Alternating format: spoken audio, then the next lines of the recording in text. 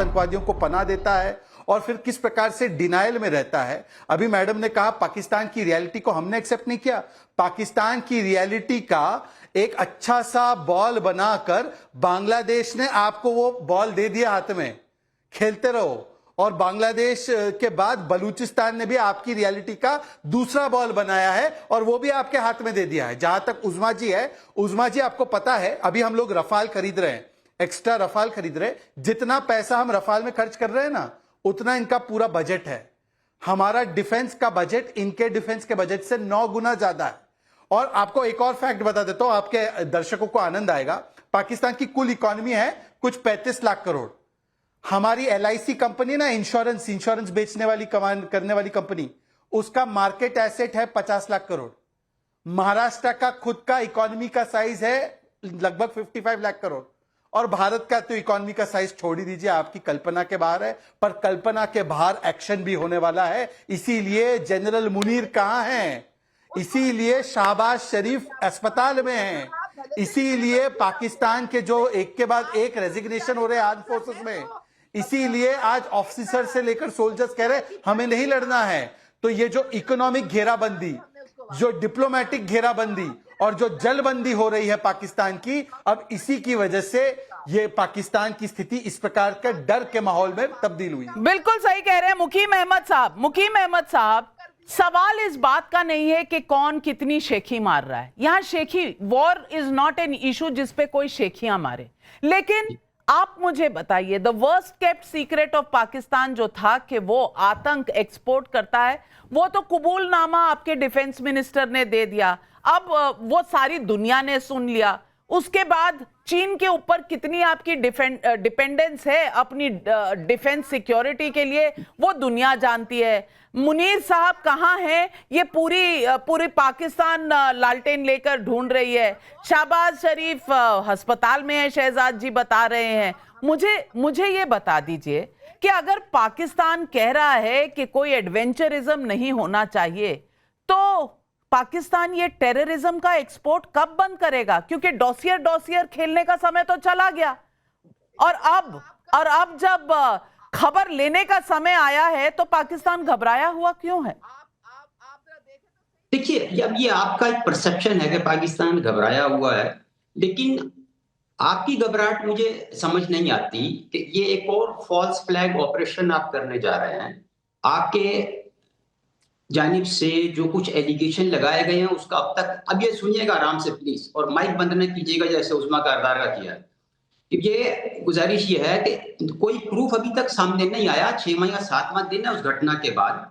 आपने 100 एम्बेसडर्स को इनवाइट किया था दिल्ली में, उसमें कोई प्रूफ उनको पेश नहीं किया गया। न्यूयॉर्क टाइम्स की रिपोर्ट है कि पाकिस्तान के ऊपर ये ब्लेम डाला जा रहा है। दूसरा, रॉबिन राफेल जो अभी शहजाद भाई अभी आपकी बारी है मेरे बाद। हाँ, रॉबिन राफेल जो साबिक नायब वजीर खारजा हैं अमेरिका की, उन्होंने कहा, वैसे न्यूयॉर्क टाइम्स को अमेरिका के फॉरेन डिपार्टमेंट ने करेक्ट कर दिया है।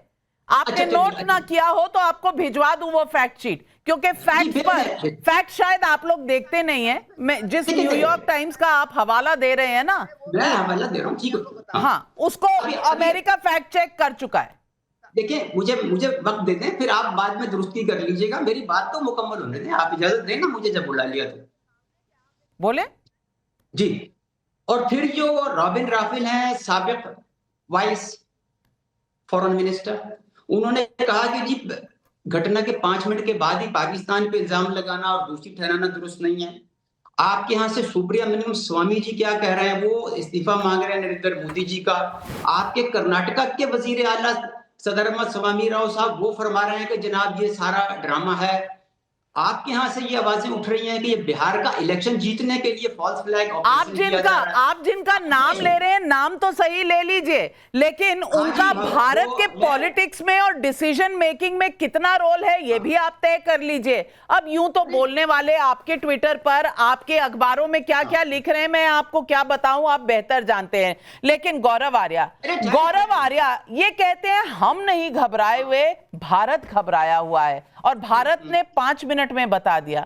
भारत को बताना ही था ना, हम तो जानते हैं इनके नक्शे कदम किस तरह के हैं, ये तो हम जानते ही हैं। नहीं, बिल्कुल। पहले तो मैं उस्मा जी को बोलना चाहता हूँ कि उस्मा जी, आप में क्या ऑफ का बटन नहीं है मैडम? क्या आपको नहीं पता कि आपका फेडेड ऑन है? आप लगातार 15-20 मिनट से बोल रही हैं। मैडम रुक जाइए मैम, वो आपको, ma'am please allow me to come. Ma'am देखिए, मैंने तो आपके बीच में नहीं बोला मैम, मैं आपके बीच में बिल्कुल नहीं बोला। मेरी आपसे रिक्वेस्ट है, आप मुझे बोलने दें please, it's my humble request ma'am. देखिए, ऐसा है, दो चीजें हैं यहाँ पे, ठीक है ना? आप कुछ भी बोलें, फॉल्स फ्लैग ऑपरेशन, ये हर समय। अब वो साहब जो थे, वो टाई पहने हुए हैं, पाकिस्तान के पैनलिस्ट, मैं माफी चाहता हूं, मैं उनका नाम नहीं जानता।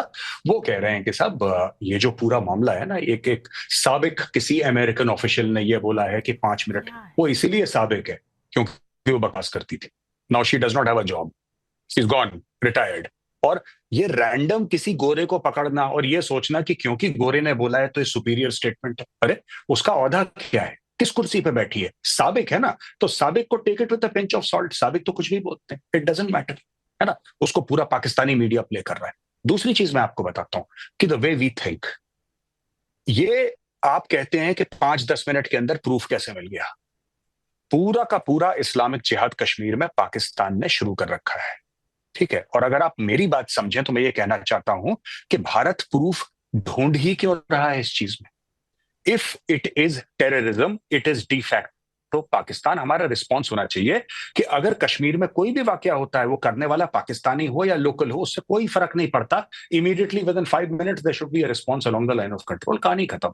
इतना स्ट्रेस नहीं लेना किसी चीज का। और आखिरी चीज, last thing I would like to say, कि देखिए, मैं आपको बात बता रहा हूं, भारत को जो रिस्पॉन्स करना है भारत करेगा। और कल के बाद आपको अनफोल्डिंग, कल शाम को 4-5 बजे के बाद आपको उसकी अनफोल्डिंग दिख जाएगी, आपको पता लग जाएगा बड़ी बात कह रहे हैं आप। डायरेक्शन में भारत कल शाम को 4-5 बजे के बाद, 4-5 बजे के बाद आपको, मैडम मेरी बात सुन लीजिए मैम, नहीं बहुत बड़ी बात कह रहे हैं उस्मा जी। घर के दरवाजे देख लीजिए, कल शाम को 4-5 बजे के बाद कुछ हो सकता है। गौरव आर्या जी बोल रहे हैं। जी, मैं ये कह रहा हूं कि कल शाम को 4 और 5 बजे के बाद आपको जनरल डायरेक्शन पता लग जाएगा कि भारत किधर जा रहा है। Tomorrow is the day when the government, the Modi government will take a decision कि कैसे करना है। अब किसी साबिक अमेरिकन गवर्नमेंट ऑफिशियल ने क्या बोला, आप क्या सोचते हैं, मैं क्या सोचता हूं, बड़ी बात कह रहे हैं हम सबके, जी ये कल हो जाएगा। कल के बाद, कल फैसला है, कल फैसले की दिन है, कल फैसले की रात है। कल के बाद आपको, फिर उसके बाद जो भी होना है, बिल्कुल कल 24 घंटे की मोहलत है, तय हो जाएगा कल भारत कौन सी जगह, कौन सा टाइम इस्तेमाल करेगी, कब, कहां और किसको टारगेट करेगी। ये तय हो चुका है। कल का दिन बड़ा दिन है और पहलगाम का बदला लेने का समय आ गया है। प्रतिशोध की आग में जल रहा है ये देश। कल फैसले की घड़ी है।